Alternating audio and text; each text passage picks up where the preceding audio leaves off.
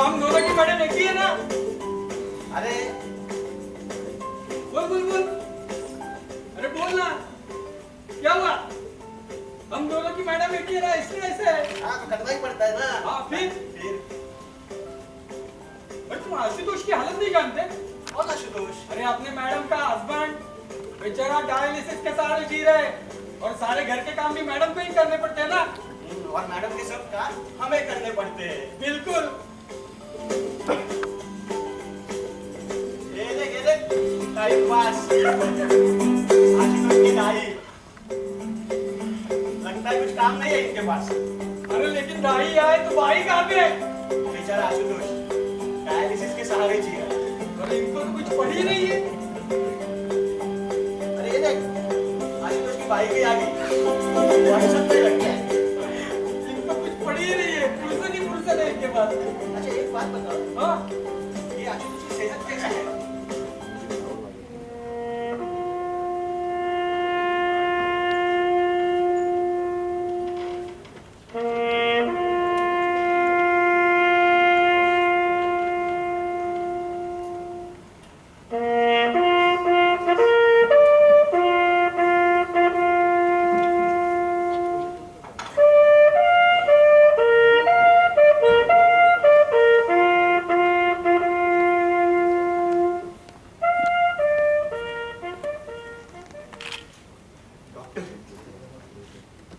Doctor, मैं आज आपसे एक सवाल पूछ रहा हूं और मैं चाहता हूं कि इसका जवाब आप सही सही शब्दों में मुझे बिना किसी हिचकिचाहट के दें। और हाँ, अगर मुझे बुरा लगे या मुझे कोई गहरा सदमा पहुंचे इस बात से, अगर किसी बात को आप छुपाना चाहते हो तो प्लीज प्लीज ऐसा हरगिज मत करो।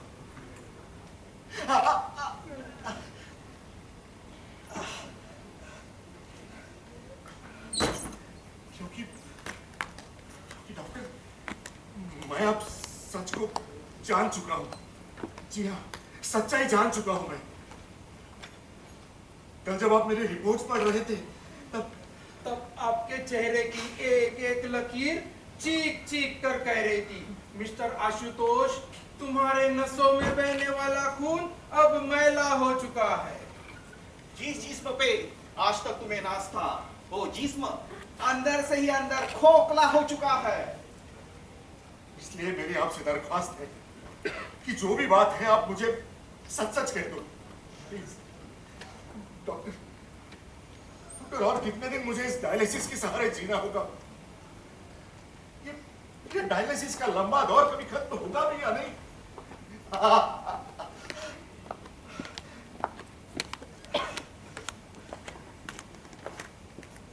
हर तीसरे दिन यहाँ आकर इस कुर्सी में बैठना, 4-4 घंटों तक अपने ही शरीर के खून को बदलते हुए देखना मुझसे अब बर्दाश्त नहीं होता। Doctor,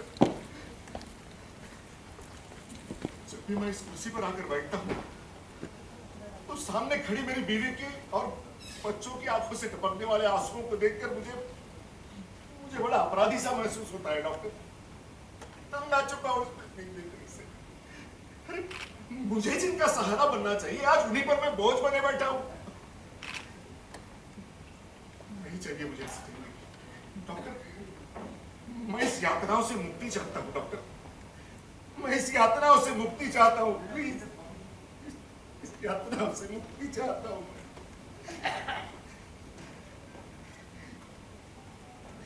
excuse me sir. Excuse me mister Ashutosh.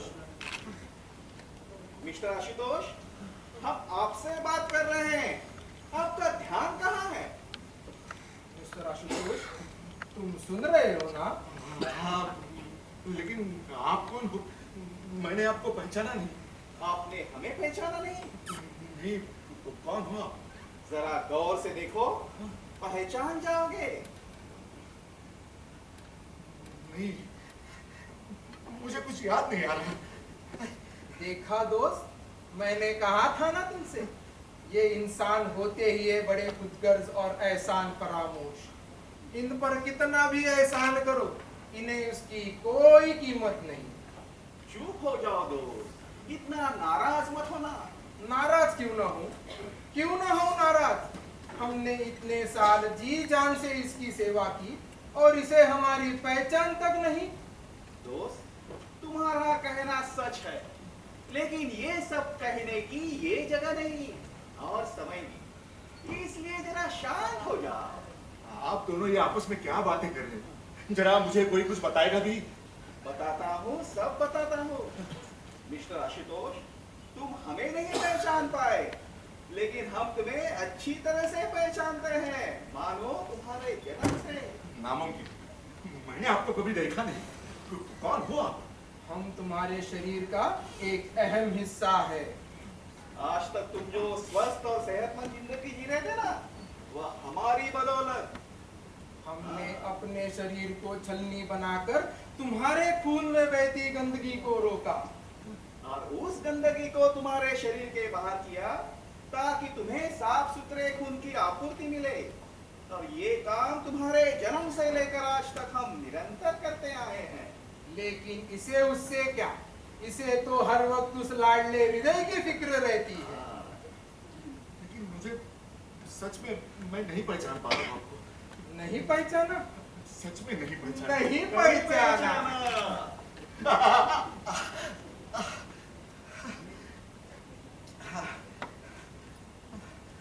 अब मैंने पहचाना आपको। अभी पहचाना, हम वही है। लेकिन एक बात मेरी समझ में नहीं आ रही, आप दोनों के होते हुए मुझे इस डायलिसिस के सहारे क्यों जीना पड़ रहा है? बोलो ना, जवाब दो। हम वही बात बताने जा रहे थे। कौन सी बात? हमें तुम्हारी सेवा से मुक्ति चाहिए। लेकिन क्यों? क्योंकि डॉक्टर के कहने के मुताबिक अब हम थक चुके हैं। हम अपना काम पहले की तरह नहीं कर सकते। क्या मतलब? संक्षेप में, अब हम दोनों हमें सौंपा गया काम करने के लिए नालायक है। इसलिए जितना हो सके उतना जल्द हमें आपकी सेवा से मुक्ति दे दो। नहीं, आप ऐसा मत करो। देखो, आप मुझे इस तरह बीच रास्ते में छोड़ के नहीं जा सकते। अरे मेरी अभी उम्र ही क्या है? सॉरी मिस्टर आशुतोष, हम मजबूर हैं, हमें जाना ही होगा। प्लीज ऐसा मत करो। अरे ये मेरे ही साथ ऐसा क्यों हो रहा है? मैंने कौन सा पाप किया है? ये तुम्हारी खानदानी बीमारी है और इसे कोई कुछ नहीं कर सकता। शायद हमने आपको पूरी बात बता दी है। अब हमें जाना होगा। Goodbye mister Ashutosh. मेरी बात गुड सुनो। बाय। मेरी बात सुनो प्लीज। देखो, मुझे इस तरह बीच रास्ते में छोड़ के मत जाओ प्लीज। आप ऐसा नहीं कर सकते। मेरी बात मानो। इस तरह मुझे बीच रास्ते में छोड़ के मत जाओ।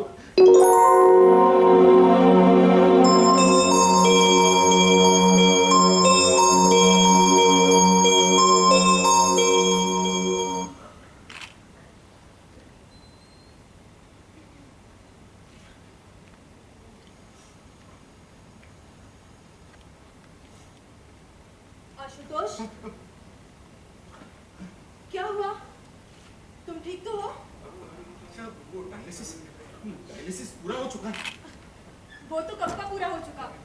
डायलिसिस के बाद तुम्हारा ब्लड प्रेशर थोड़ा हाई हो गया था ना, इसलिए डॉक्टर ने तुम्हें यही आराम करने के लिए कहा था। अच्छा, शायद उसी वक्त मेरी नींद लगी। अच्छा, वो संजू बाबा का फोन आया था कि वो डोनेशन के फॉर्म के बारे में मैंने उससे बात की थी। कुछ बताया उसने?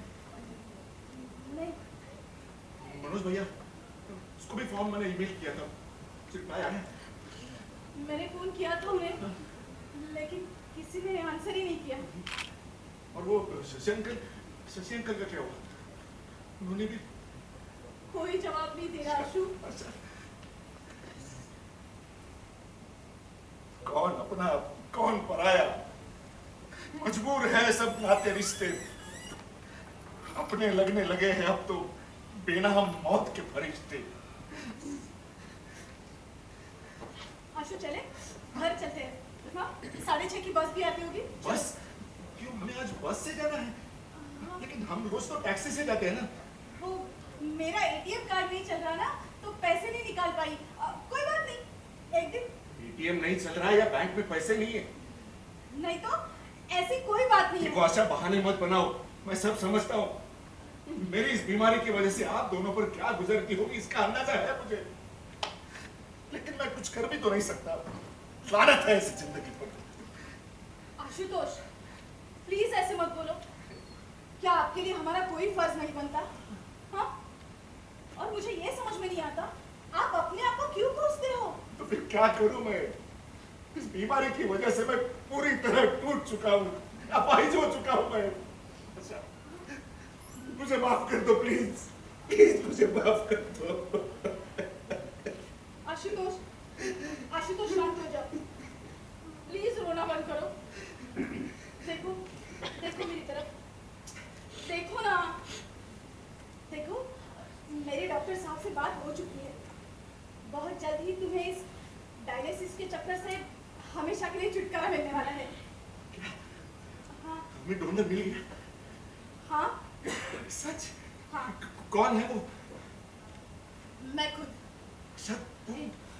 आज सुबह ही डॉक्टर साहब से मैं सारे टेस्ट कर चुकी हूँ। अशोक, कोई प्रॉब्लम नहीं है। नहीं, देखो ये बात आप दिमाग से निकाल दो। देखो, जिद मत करो, मैं आपको कई बार समझा चुका हूँ। अरे अपने बच्चे की परवरिश करने हम दोनों में से किसी एक का स्वस्थ रहना बहुत जरूरी है। आशा, मानती हूँ, आप बिल्कुल सही कह रहे हो। लेकिन मुझे बताओ, अगर आपकी जगह मैं होती तो आप मेरे लिए कुछ भी नहीं करते? वो बात नहीं है आशा, प्लीज। और देखिए, आपका डर बिल्कुल बेबुनियाद है। डोनेशन के बाद भी मैं अपना जीवन सामान्य तरीके से बिल्कुल पहले की तरह जी सकती हूँ, ऐसा मेडिकल साइंस कहता है। वो सब मैं नहीं जानता, लेकिन तुम ये पागलपन छोड़ दो बस। आशु, मेरा फैसला हो चुका है। समझने की कोशिश जी डॉक्टर साहब, जी जी मैं अभी आ रही हूँ। हाँ। आशा, ओके। आशु, देखो मेरी चिंता मत करो, मैं बिल्कुल ठीक हूँ। आप जल्दी से तैयार हो जाइए, हम चलते हैं। ठीक है, मैं अभी आती हूँ। जी डॉक्टर, जी जी बिल्कुल। हाँ, ओके। ठहरो। क्या तुमने ये फैसला सोच समझ कर लिया है? हाँ, लेकिन आप दोनों कौन हो? तुम्हारे पति के वास्ते अभी अभी तूने जिनके अस्तित्व का सौदा किया ना, हम वही है। अच्छा, तो आप हो? देखो, अब भी वक्त है, फिर एक बार सोचो। सोच लिया। तुम दोनों में से किसी एक का मुझसे जुदा होना तय है। पर हम में से किसी एक के सहारे जिंदगी गुजरना बहुत बड़ा रिस्क है। वैसे रिस्क तो मुंबई के रास्तों पर चलने में भी है, तो क्या हम चलना छोड़ दें? ये सौदा तुम्हें महंगा भी पड़ सकता है। बिल्कुल। आप दोनों में से किसी एक के बदले अपने पति का जीवन भर का साथ और प्यार पाना मेरे लिए बहुत ही सस्ता सौदा होगा, समझे?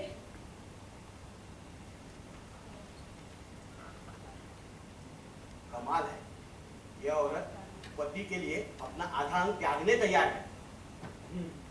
शायद इसीलिए पत्नी को अर्धांगिनी कहते हैं।